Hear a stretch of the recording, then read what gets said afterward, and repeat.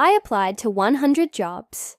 And no, this isn't one of those got hired on the first try stories.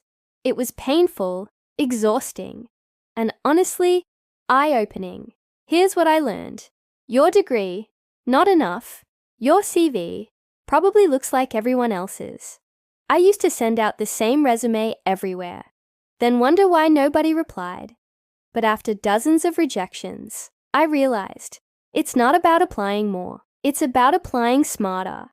When I started tailoring my resume for each role, when I learned how to write a killer LinkedIn profile, and when I began building small, real projects to showcase my skills, that's when things started to change.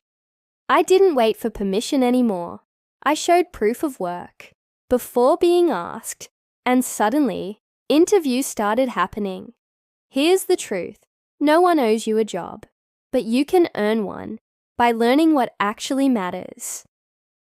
So if you're sending out applications and hearing nothing back, do this. Build a simple project in the field you want. Improve one part of your resume every day.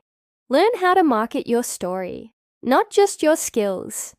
Because after 100 applications, I can tell you, hustle works, but direction works faster.